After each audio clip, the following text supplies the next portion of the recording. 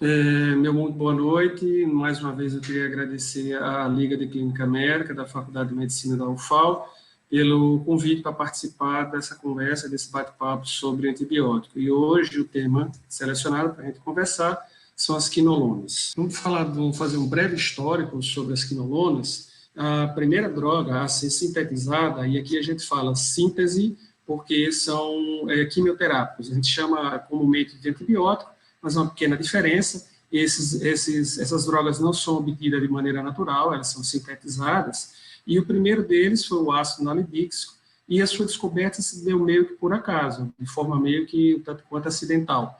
O laboratório, a indústria estava manipulando a cloroquina e percebeu que um dos subprodutos da cloroquina, ele possuía atividade antimicrobiana, e aí se isolou esse subproduto, se foram pesquisar e se chegaram ao ácido nalidíxico, que foi a primeira droga, a droga precursora da grande família das quinolonas, e isso se deu no ano de 1962. Ela foi secundada e seguida por vários componentes que não tiveram vantagens adicionais logo depois do surgimento do ácido nalidíxico.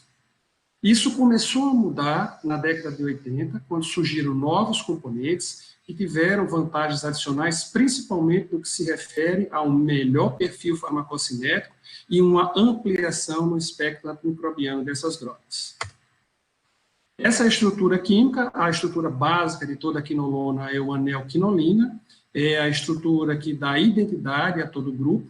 A gente vê aqui a fórmula do ciprofloxacino, com esse anel quinolina, essa estrutura central, e ao redor desse anel vão ser incorporados alguns radicais e alguns ácidos, e aí vão se obtendo os novos componentes dessa família, com as suas particularidades e suas vantagens adicionais em relação às drogas anteriores, aos antibióticos anteriores dessa família.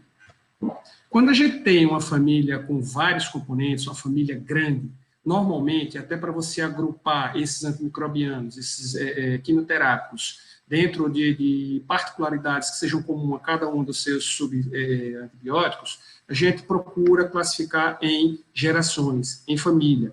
Uma família pequena não se faz sentido, uma família de antibiótico pequena não tem sentido. Mas quando a gente pega uma família grande, como para dar outro exemplo, das cefalosporinas, normalmente você vai classificar de acordo com as suas propriedades em primeira geração, segunda geração, terceira geração. Aqui não é diferente. Nós temos vários componentes, vários membros dessa família de antimicrobiano, e buscou observar determinadas características entre seus vários componentes, para que eles fossem classificados e agrupados de acordo com essas características. E as características que são levadas em consideração para agrupá-los em uma ou outra geração são a potência antimicrobiana, o espectro e a sua farmacocinética. Então, iniciando, nós temos nós denominamos de quinolonas de primeira geração, que tem como característica a sua atuação sobre bactérias gram-negativas, notadamente sobre enterobactérias. Não possui nenhuma atuação sobre bactérias gram-positivas e pequena ou nenhuma atuação sobre pseudomonas. Se o problema, vamos dizer, de não atuar sobre bactérias gram-positivas e não atuarem sobre pseudomonas, se as restrições das quinolonas dessa geração só fossem isso não seria um problema maior, porque já tem uma grande quantidade de formas bacterianas representadas pelas enterobactérias, ao qual esses antimicrobianos têm atuação. Mas a grande desvantagem dos quinolonicos dessa geração é que eles possuem uma farmacocinética extremamente desfavorável. São antibióticos que só permitem a utilização por via oral, então você já perde a possibilidade de administração por via parenteral, e esses antibióticos, depois da sua administração por via oral, eles são absorvidos, eles sofrem metabolização e rapidamente eles só vão conseguir determinar concentrações terapêuticas em vias urinárias. Então você perde a capacidade de tratar qualquer processo infeccioso que não sejam as vias urinárias, visto que esses antimicrobianos, que esses quinolonicos de primeira geração, não conseguem determinar níveis terapêuticos satisfatórios em outra localidade que não seja as vias urinárias. Então, isso, logicamente, limita muito a possibilidade de utilização desses antimicrobianos. Como representante, aqui no Brasil, praticamente só tivemos dois. Um foi o ácido nalidíxico, que foi o primeiro, e a outra foi o rosuloxacino, que chegou a ser lançado, né, chegou a ser utilizado, estava no mercado, mas devido à sua pouca utilização, essas limitações que nós falamos, eles foram retirados. Inclusive, o próprio ácido nalidíxico, hoje, você tem uma certa dificuldade em conseguir encontrá-lo, porque é um antibiótico que tem uma utilização muito pouco, é uma utilização muito restrita, e isso faz com que a indústria farmacêutica não tenha interesse na sua distribuição e o uso dele é muito restrito.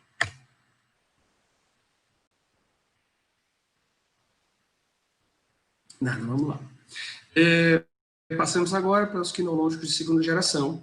Eles mantêm a mesma atuação sobre bactérias gram-negativas e possuem uma excelente atividade sobre pseudomonas. A princípio, isso pode parecer que seria um ganho adicional, só que a gente vai ver mais à frente que essa atividade só se dá in vitro, ela não se transfere para a administração no paciente para a utilização do ponto de vista prático, porque a farmacocinética continua sendo um fator extremamente desfavorável.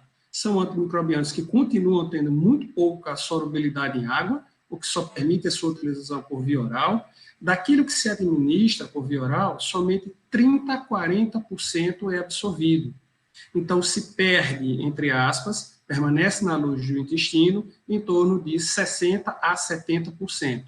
Ele, ainda assim, esse pequeno percentual que é absorvido, ele dá baixas concentrações tissulares, mais uma vez com exceção ao tecido renal, urinário e à próstata. Então, esse fator da farmacocinética desfavorável continua limitando muito a utilização dos quinolônicos dessa segunda geração.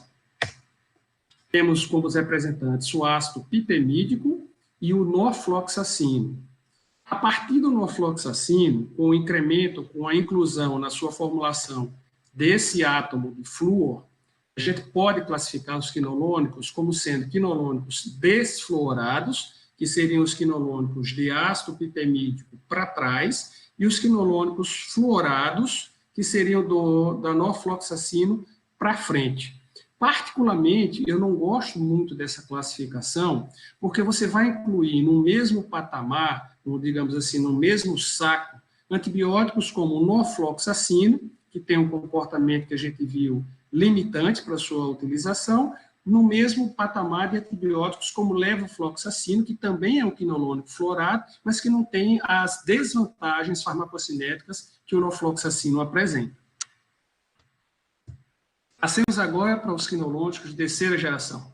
Com relação à atuação sobre formas bacterianas, nós temos a atuação deles sobre bactérias gram-negativas, notadamente as enterobactérias, incluindo aqui a atuação sobre pseudomonas aeruginosa e a incorporação de uma forma bacteriana que nós não tínhamos falado até agora com relação aos quinolônicos, que são as bactérias gram-positivas, notadamente o Staphylococcus aureus, que é uma bactéria considerada problema devido ao seu perfil de multiresistência a múltiplas drogas.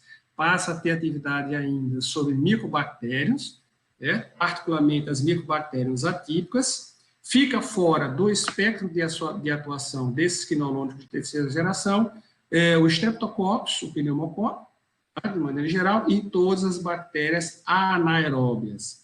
A farmacocinética, que era um fator limitante para todos os quinolônicos de segunda geração para trás, aqui o deixa de ser, porque os quinolônicos dessa terceira geração, eles não têm mais essa limitação, eles podem atuar sistemicamente, eles têm apresentação, têm formulações para administração oral e parenteral. Então, esse que era uma grande barreira para a utilização dos quinolônicos de gerações mais antigas, deixa de existir aqui com os quinolônicos de terceira geração.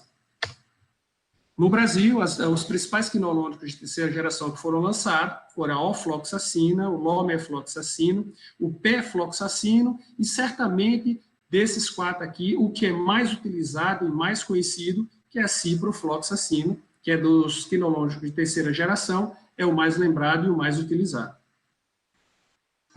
E agora a gente começa a falar do que tem mais avançado com relação aos quinolônicos, que são no mercado até agora, que foram lançados, que são os chamados quinolônicos de quarta geração. É o que nós temos mais avançado nessa família de antibióticos. Eles chegaram no mercado no ano de 1997. A farmacocinética é satisfatória, não é um fator de limitação, pois eles têm ampla distribuição por vários órgãos e tecidos e líquidos orgânicos.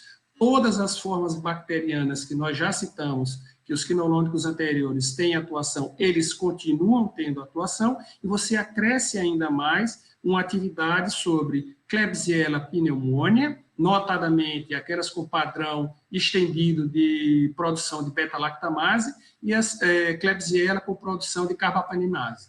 Ainda assim, você acrescenta Escherichia coli, com padrão também ISBL, Pseudomonas aeruginosa, Acinetobacter, Proteus, entre várias outras formas bacterianas que esses quinolonicos de quarta geração têm atuação.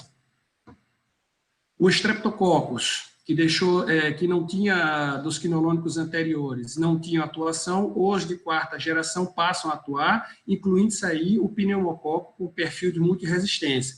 Deve ser destacado que de todos os streptococos, o único que dá trabalho, que não nos causa preocupação com relação a perfil de resistência, é o pneumococo, notadamente de ambiente hospitalar, que tem mostrado, sim, um perfil de resistência a determinados antibióticos, do grupo das penicilinas, dos macrolídeos, e isso tem trazido preocupação à classe médica. As bactérias anaeróbias são bactérias ao qual os quinologicos dessa geração passam a ter atuação, notadamente bacteroides frágeis, e também as bactérias atípicas, que também são sensíveis a esses quinologicos dessa geração. Os principais representantes estão aqui, o gatfloxacino, o levofloxacino e o moxifloxacino, além do gemifloxacino, que foi o último dos quinolonicos lançado, também pertencente à quarta geração. Como característica do gemifloxacino, a gente destaca a sua altíssima atividade contra o pneumococo, incluindo cepas resistentes às penicilinas, macrolídeos, bem como a maioria das cepas de pneumococo resistente, inclusive a outras quinolonas. In vitro, a atividade do gemifloxacino chega a ser de 32 a 64 vezes maior do que todos os outros quinolonicos que atuam sobre o pneumococo. Daí o seu destaque.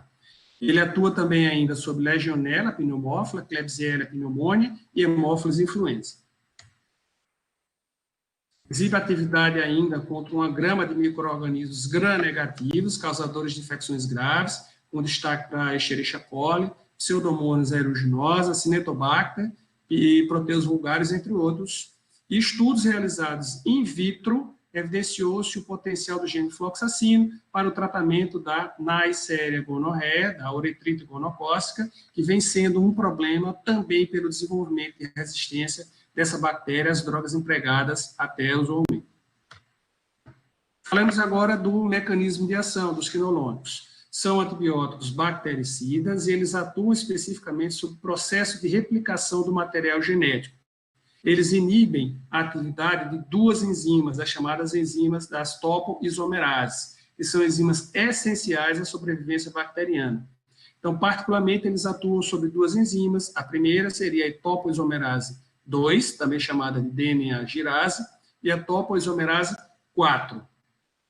A gente ressalta que as bactérias gram-positivas, o alvo primário é a DNA girase, a topoisomerase 2. Nas bactérias gram-negativas, o alvo primário é a topoisomerase 4. Ainda assim, em qualquer das duas situações, aquela que não funciona como alvo primário, também ela vai ser utilizada, ela vai funcionar como um alvo secundário. Bom, e aqui a gente tem um corte esquemático de uma estrutura de uma célula bacteriana. A despeito de você não ter, nesse tipo de célula, a membrana nuclear, o material genético, ele precisa ocupar um espaço muito pequeno, porque a estrutura da célula bacteriana é pequena. Tá? E a gente sabe que esse material genético, em condições, ou quando a bactéria não está se dividindo, ele fica super espirilado, ele fica super enrolado, né, para caber, para ocupar um espaço relativamente pequeno no interior da célula bacteriana. A partir do momento que a bactéria começa a entrar em divisão, esse material genético ele precisa se desenrolar e aquela dupla fita de DNA vai gerar duas cópias iguais. Quando o processo de replicação está terminando, esse material genético que está relaxado e alargado, ele precisa ser novamente super enrolado, super esperilado, para caber naquele espaço, naquele pequeno espaço que lhe é conferido no interior da célula bacteriana. E aí, a combinação de ação, de inibição dessas duas enzimas, das topoisomerases, faz com que esse material do DNA bacteriano ele fique alongado, ele não vai caber no espaço que é reservado a ele no interior da célula bacteriana. Além disso, há degradação de mitocôndrias, produção de exotoxinas e produção de proteínas anômalas. Todos esses efeitos são incompatíveis com a vida, levando à morte da célula bacteriana. Na hora que você administra os quinolonicos, quando ele está no seu máximo poder bactericida, no seu nível mais elevado de concentração sanguínea, ele tem a sua atividade bacteriana principal, antibacteriana principal, que é causar a morte da bactéria. Mesmo depois que ele tem a sua meia-vida, a concentração está abaixo da linha de meia-vida, ainda assim, ele tem o que nós chamamos, ele desempenha o que nós chamamos de efeito pós-antibiótico, porque ele inibe a replicação bacteriana por inibição da síntese de DNA, o que impede a síntese proteica. Então, isso é o que nós chamamos de efeito pós-antibiótico, mesmo depois que o nível do antibiótico cai abaixo da sua meia-vida. Falamos agora com relação à resistência. O principal mecanismo de resistência dos quinolonicos é mutação genética. Não se fala, não se conhece até hoje resistência por transferência do material extracromossomial transferido por plasmídio. Esse processo por plasmídio, a gente sabe que se dá numa velocidade muito maior do que a bactéria mudar o seu próprio material genético. Aqui, quando a gente fala de resistência aos quinolonicos, a gente fala ainda em mutação genética. E se conhece 3 mecanismos principais. O primeiro deles seria um bloqueio do antibiótico à enzima. O ponto de ligação na enzima ele é modificado, o antibiótico não consegue se ligar às enzimas. O outro mecanismo é a ativação de uma bomba de efluxo. Pela condição de atuação do antimicrobiano, fica claro que ele precisa penetrar no interior da célula. E ele o faz, e antes que ele consiga se ligar às enzimas alvos, ele é expulso por essa bomba de efluxo, não conseguindo atuar sobre as enzimas que são seus alvos. Outra possibilidade de resistência é uma impermeabilização da membrana. Então, a célula bacteriana ela fecha os poros por onde o antibiótico penetra, logicamente ele não vai conseguir chegar ao interior da célula bacteriana, não conseguindo ligar as enzimas, e dessa forma a bactéria resiste à atuação do antibiótico. Farmacocinética. Com relação à absorção oral, a gente tem os dois extremos. Nós temos os extremos como o norfloxacino, que é aquele que apresenta menor absorção, a gente já viu, que é em torno de 30% a 40%, e nós temos do outro lado o ofloxacino, que é aquele que tem melhor absorção oral, chegando a níveis de 90% do que é administrado. Os alimentos, de uma maneira geral, eles não reduzem substancialmente a absorção desses antimicrobianos, embora eles possam retardar o pico de concentração sérica. Então, se a gente fala de um antimicrobiano que teria um pico máximo de concentração sérica obtido em torno de 4 a 6 horas, se você administra essa medicação junto com o alimento, a gente praticamente dobra. Então, um antibiótico vai demorar de 8 a 12 horas para conseguir sua concentração máxima, embora você não esteja redução. A exceção é quando você administra esse tipo de medicamento juntamente com substâncias alcalinas. E aqui você pode sim ter uma redução na absorção. É bom lembrar que muitas vezes a nossa população ela tem um hábito de ingerir determinados medicamentos com leite, exatamente por considerar aqueles medicamentos como sendo antibióticos fortes, que podem trazer algum tipo de problema para o estômago, o que não é o caso aqui desses quimioterápicos. Mas a população tem, às vezes, esse hábito de ingerir com leite, e se assim o fizer, a gente aqui vai ter perda realmente na absorção, porque substâncias alcalinas podem atrapalhar a absorção dos quinolonicos. São antibióticos que possuem boa distribuição tissular, em alguns tecidos e líquidos, como nos rins, na urina, na próstata, no pulmão, na bile, no macrófago, nos macrófagos, essa concentração é maior do que a concentração sérica. Em outros tecidos, como líquidos e tecidos como saliva, ossos e o líquido cefalorraquidiano, essa concentração embora terapêutica ainda, mas ela é menor do que a concentração sérica do antimicrobiano. A exceção, pelo que a gente já falou, da limitação farmacocinética desses dois componentes, é o ácido nalidíxico e a norfloxacina, quinolonicos de primeira geração e quinolonicos de segunda geração, que conseguem só determinar níveis terapêuticos em vias urinárias, rins, próstatas e intestino. Com relação à eliminação, isso é uma grande questão e cada vez que você quiser pesquisar qual é a via de eliminação, você vai ter que recorrer porque a um livro, a um memento, ou alguma coisa que seja, porque é extremamente variado e muda muito com relação a cada componente.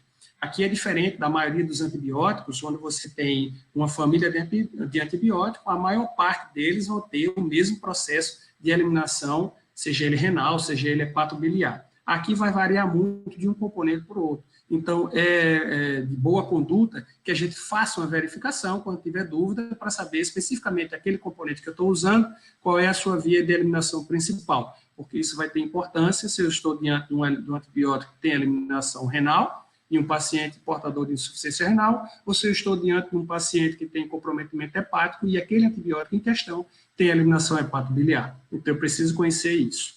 Então, a gente tem alguns exemplos.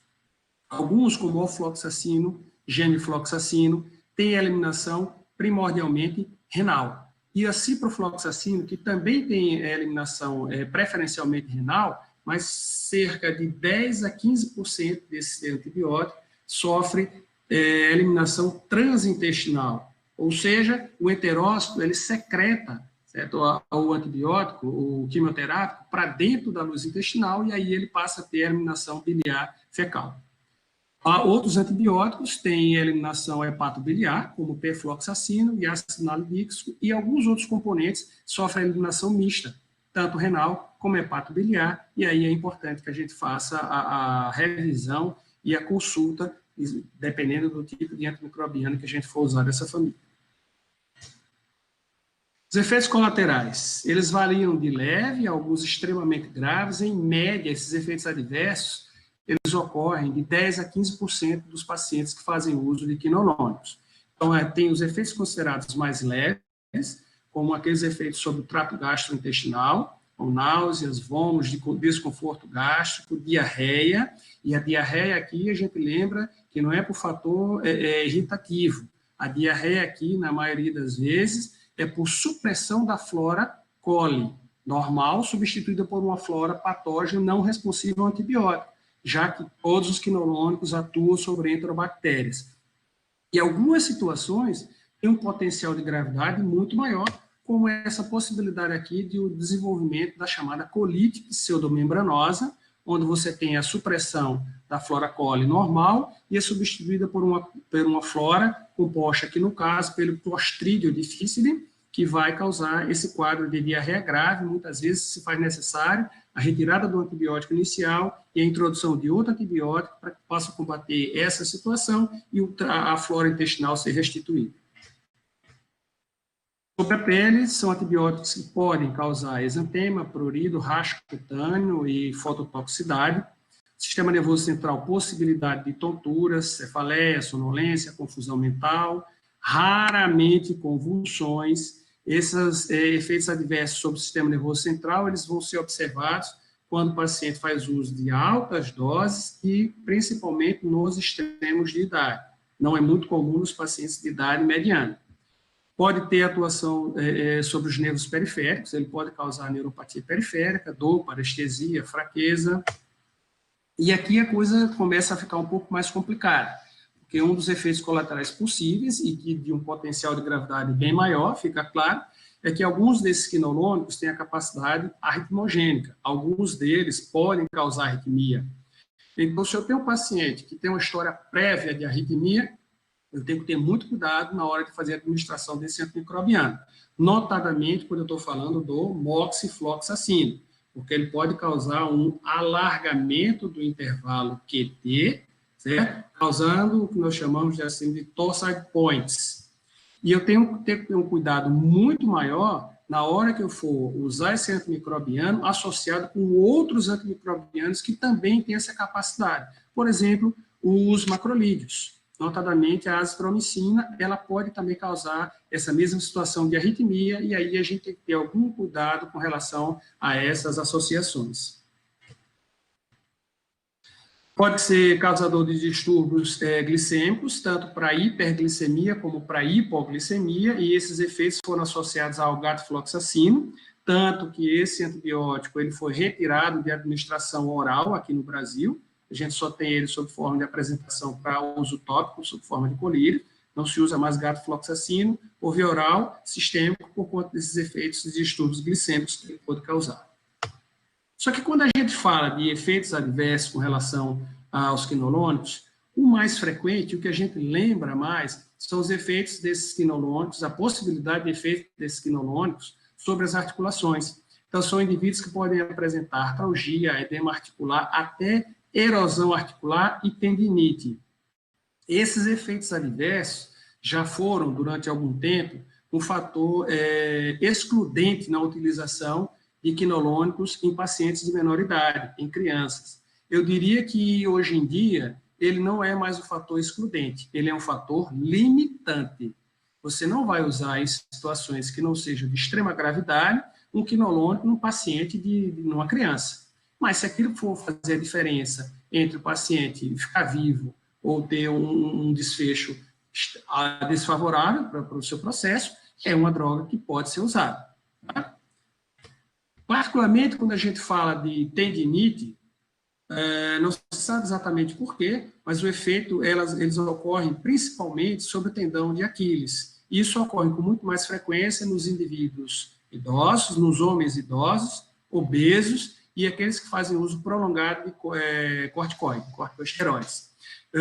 O processo ele começa causando uma situação de inflamação no tendão, depois surge um ponto de necrose, e se a droga não for interrompida, essa necrose vai aumentando ao ponto que esse tendão não aguenta mais a pressão e ocorre um rompimento.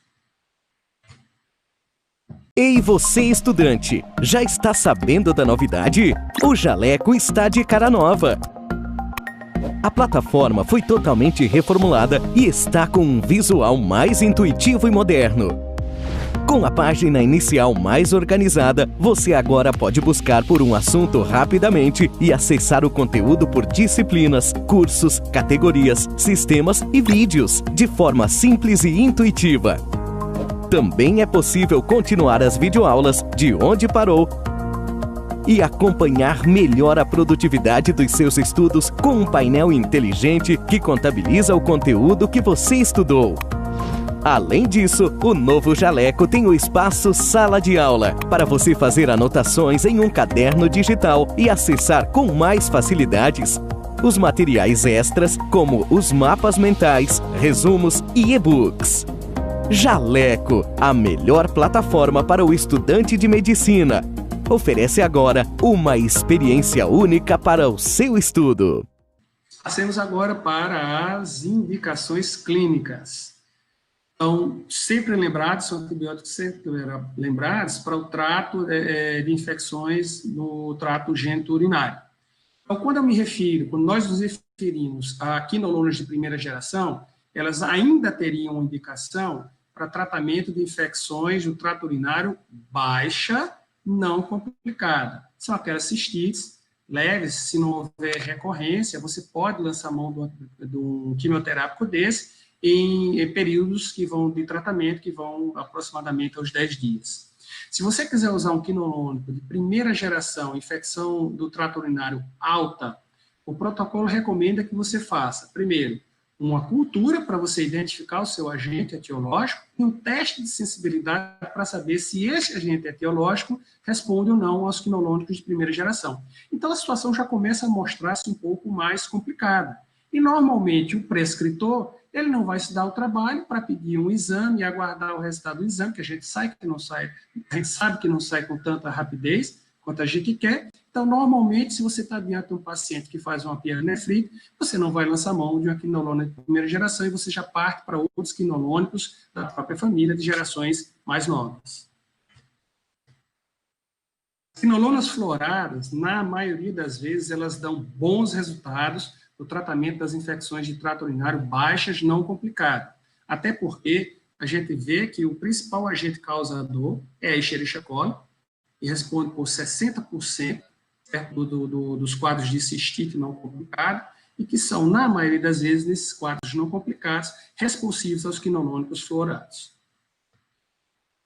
Quando você começa a falar em pielonefrite, você já muda de geração, você já passa a utilizar e pensar numa quinolona fluorada. Você pode, se você tiver dentro de uma pielonefrite sem maior complicação e sem um comprometimento sistêmico maior, você pode lançar mão do quinolona fluorado por via oral, em esquemas que podem variar de 7 a 10 dias. Já nas infecções de trato urinário complicado, aqueles pacientes que têm alterações morfofuncionais, como, por exemplo, os pacientes que têm uma implantação errática de ureter, que vai propiciar retorno, refluxo urinário, homens de mais idade que têm hipertrofia prostática, que vai causar retenção, pessoas acometidas de bexiga neurogênica, que precisam fazer uso de passar catéter para esvaziar a bexiga. Tudo isso leva a quadros de infecção urinária repetidos, e aí você tem, pela recorrência e o uso de antibiótico também recorrente, o desenvolvimento de cepas resistentes aos antibióticos, aos quimioterápicos mais utilizados. Nesses casos, a recomendação melhor é que se faça uma cultura, a determinação do agente etiológico e um antibiograma. Até lá, você pode começar fazendo uso do ciprofloxacino, desde que esse teste de sensibilidade não mostre resistência, você termina o tratamento em esquemas que podem variar de 7 a 14 dias. Em situações mais complicadas, de maior gravidade, certo? Como as que a gente está vendo aqui nos slides, as quinolonas fluoradas, inicialmente a gente vai lançar mão das apresentações parenterais, de uso parenteral. E à medida que o paciente for mostrando melhora no seu quadro clínico e nos seus resultados de exames laboratoriais, você pode terminar o tratamento com o quinolone por via oral, em períodos, em esquemas que vão durar aproximadamente de 14 a 21 dias. Evitar, certo? Na medida do possível, de fazer uso de quinolonicos para terapêuticas profiláticas ou terapêuticas crônicas. Quando você tem um paciente que tem um quadro de infecção do trato urinário, que já teve histórias ou tem histórias de recorrência, você trata o quadro agudo com o quinolonico e você, após a resolução desse quadro agudo, você vai lançar mão de outras drogas para fazer essa terapêutica de profilaxia ou a terapêutica crônica de supressão.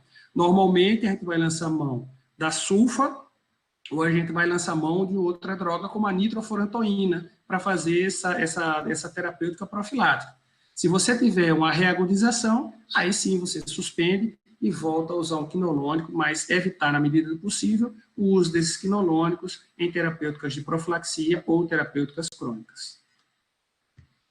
Nas doenças sexualmente transmissíveis, as quinolonas fluoradas, certo? A que melhor possuía, o verbo está no passado mesmo, atividade sobre o gonococo, era ciprofloxacina, tanto que durante muitos anos a terapêutica empírica foi a utilização de ciprofloxacino, tá? 500 miligramas em dose única, que era o protocolo do Ministério da Saúde, e isso não mais se dá assim. Desde setembro de 2017, tá? Houve a liberação dessa nota informativa, com a notícia de que constatou-se a resistência emergente em expansão ao ciprofloxacino, com taxas superiores a 50% em todas as regiões do país. Certamente essas taxas de resistência estariam bem mais elevadas agora. Tá? Então, por conta dessa alta resistência e em número cada vez mais crescente, o ciprofloxacino saiu como do espectro terapêutico para o tratamento da Neisseria gonorreia e foi substituído pela ceftriaxona, na aplicação de 500 mg intramuscular, e aí associado com a azitromicina, 1 grama por via oral em dose única, a azitromicina aí não para o gonococo, mas sim para fazer forma às chamadas uretrites não gonocócicas, como clamídia, micoplasma, ureaplasma.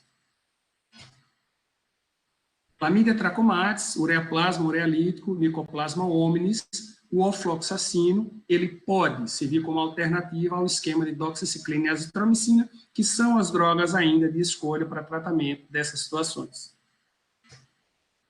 Na doença inflamatória pélvica, você tem um quadro de um potencial de gravidade maior. Normalmente são mulheres que têm um quadro bem exuberante, que precisam ser internadas para tratamento desse quadro. Tá? Isso acontece com muita frequência em aborto retido, e a paciente ela vai ter algumas complicações e ela demanda um internamento, e nessa situação você vai ter um mix de formas bacterianas que podem apresentar, o paciente pode apresentar, incluindo aí o gonococo, a clamídia, germes entéricos, bactérias anaeróbias. Logicamente, como você tem uma variedade grande de formas bacterianas, você vai precisar também de uma variedade grande de antibióticos para fazer frente a essa salada de germes envolvidos aí. Então, um dos esquemas preconizados é que se use uma droga quinoloônica de geração, no mínimo de terceira geração para frente, uma droga que atue sobre formas anaeróbias e uma droga que atue sobre as outras bactérias, no caso, uma cefalosporina de terceira geração. Então, um dos esquemas propostos é ofloxacino ou ciprofloxacino, associado a drogas anaerobicidas como a clindamicina ou o metronidazol, associado, por sua vez, ainda a ceftriaxona. Outro exemplo é a chamada gangrena de Fournier, ou faceite necrotizante. Esse foi um paciente nosso lá do Elvio Alto, ele nos procurou e foi internado, e aqui a possibilidade também de formas bactérias envolvidas é bem ampla, bem vasta, então você pode ter desde bactérias anaeróbias, como Bacteroides fragilis, Fusobacterium, Clostridium, Peptostreptococcus, associado a algumas formas aeróbias, como a Escherichia coli, Klebsiella e Enterococcus. Aqui também fica claro que o esquema terapêutico tem que ser o mais amplo possível.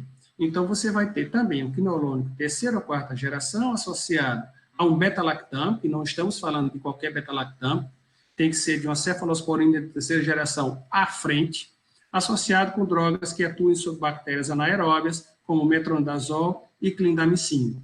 Se os exames de cultura mostrarem que você tem, ou houver uma suspeição que tem algum fungo ali associado, você ainda pode associar ou fluconazol, ou, o que é mais frequente, a anfotericina para fazer frente a essa grave situação que é a faceite necrotizante. As infecções respiratórias, as novas, abrindo aí aspas, quinolonas respiratórias, como levofloxacino, moxifloxacino e gemifloxacino, por terem uma atuação sobre a maior parte dos agentes envolvidos, né, nas infecções desse segmento, dessa topografia, são drogas que são sempre lembradas no tratamento das pneumonias. Agora, visando resguardar esses antibióticos para situações de maior gravidade, a gente é preconizado que a terapêutica inicial com a quinolona de quarta geração seja feita quando você tem um paciente grave, normalmente portador de comorbidades, ou quando você sabe que o patógeno ali envolvido, sabidamente, são bactérias que apresentam um padrão de resistência elevada aos beta-lactâmicos ou aos macrolídeos.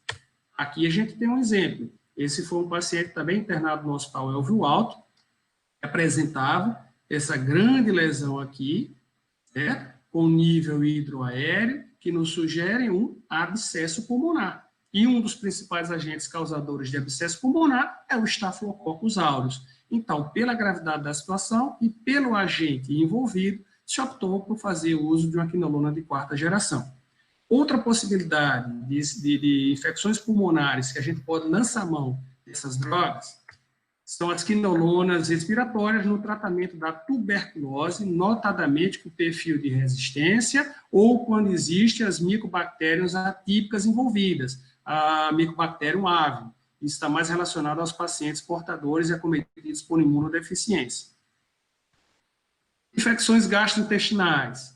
Fosse o tempo, né, que a infecção, a gastroenterite aguda, era sinônimo de antibiótico. Hoje a gente sabe que na maior parte das vezes você vai tratar o paciente com sintomáticos, manter esse paciente muito bem hidratado e que o processo é autolimitado e vai se extinguir por ele mesmo.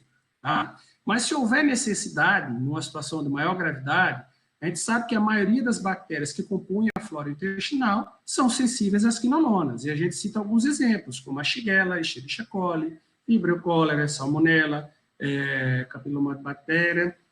E só existe a indicação de você usar um quinoloônico numa situação dessa de infecção gastrointestinal, em situações de gravidade e na impossibilidade de você utilizar outros esquemas antimicrobianos que não demandem drogas quinoloônicas. E na hora de você fazer a opção, se realmente você quiser usar um quinoloônico, você precisa escolher qual dos quinoloônicos determina o maior nível intraluminal. Porque o que você quer para tratar a infecção gastrointestinal é que o antibiótico esteja em maior concentração onde o processo infeccioso se encontra, na luz do intestino. Então, as duas drogas, os dois quinoloônicos, os dois representantes, que determinam o maior nível no interior do intestino, na luz do intestino, é o norfloxacino, por ter uma pequena absorção, a gente acabou de falar que em torno de 60% a 70% do norfloxacino não é absorvido, ele permanece na luz intestinal, ou o ciprofloxacino, que tem uma secreção do enterócito para dentro da luz intestinal em torno de 10% a 15%. Esses são os dois antimicrobianos quinoloônicos que determinam a maior concentração intraluminal. Então, se fosse fazer a opção por um quinoloônico, se faça por um desses dois. Infecções de pele e tecidos moles são infecções como essas que estão mostrando aqui, graves, de etiologia normalmente mista, como gangrena, úlceras isquêmicas, úlceras de decúbitos. E aí a preconização é que se faça também um esquema de antibiótico, de associação, tanto quanto alargada, e a sugestão seria um quinoloônico de terceira ou quarta geração, associado a uma droga que atue sobre anaeróbios. Esse aqui é um exemplo de uma paciente que tinha um carcinoma basocelular. Ela fez uma cirurgia para remoção dessa lesão no nariz e complicou com uma infecçãozinha secundária. Né? E era uma paciente que ia ser submetida a um tratamento de reconstrução, mas a gente precisava, logicamente, debelar esse foco infeccioso. E aí foi feita a opção, foi feito o exame, se determinou que era pseudomonas aeruginosa, e a opção de terapêutica foi feita com levofloxacino, num esquema de 14 dias, ao qual, ao término desses 14 dias, o paciente apresentava recuperação total e, posteriormente, essa paciente foi encaminhada para a correção da lesão cicatricial. Infecções oculares. Esse é um outro paciente nosso lá do Elvio Alto. Essa criança tinha uma farmacodermia grave à penicilina.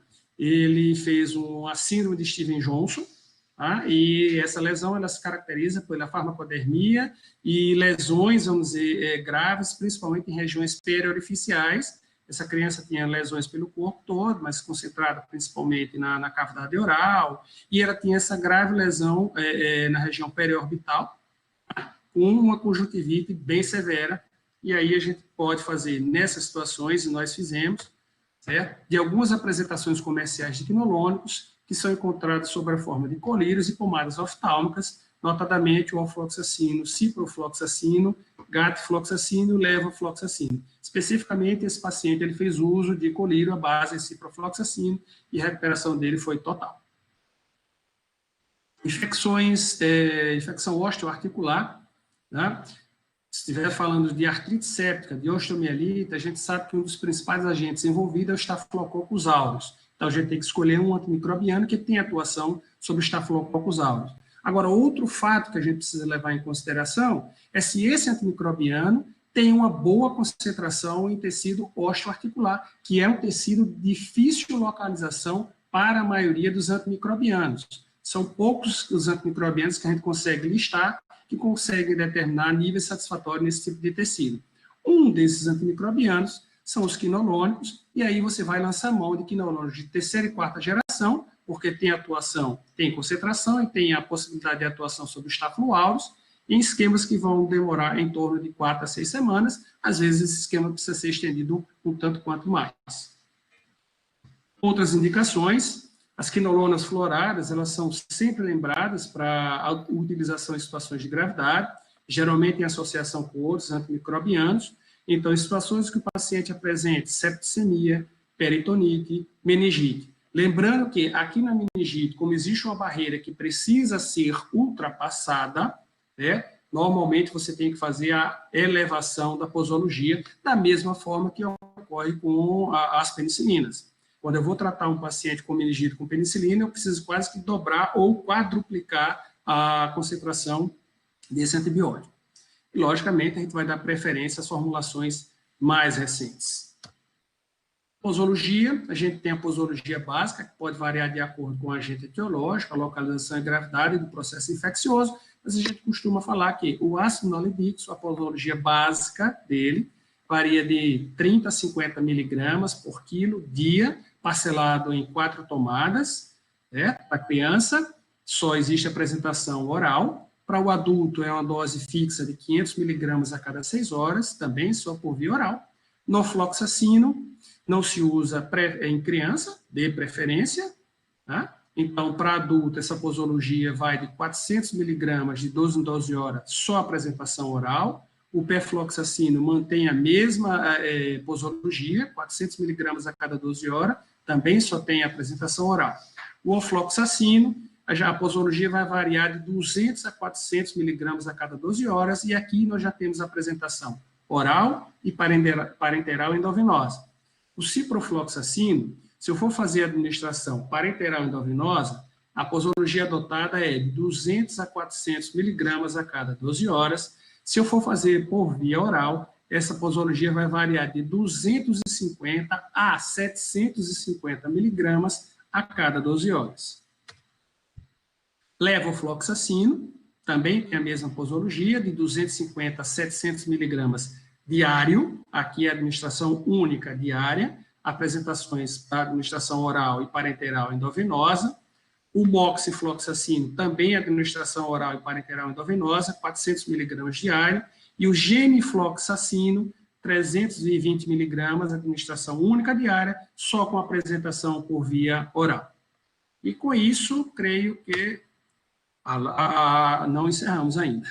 A corrida continua, né? A nossa eterna corrida com relação a bactérias com padrão de resistência. Então, a gente tem que continuar sempre correndo atrás no desenvolvimento de outros agentes antimicrobianos, e aqui a gente passa a falar de alguns agentes quinolonicos que não foram lançados ainda, que estão em fase de teste, de estudos, mas que espera que breve sejam incorporados à terapêutica médica.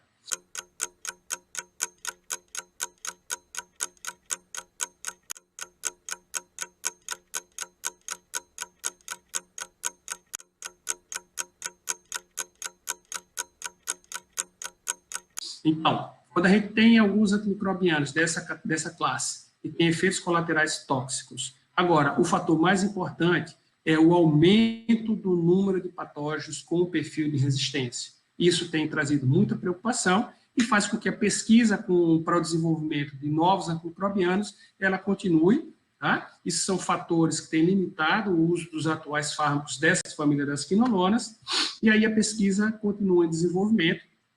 Temos algumas drogas aí promissoras dessa família, como a avarofloxacino, delafloxacino, finafloxacino, zabofloxacina, non-menoxacina desflorada.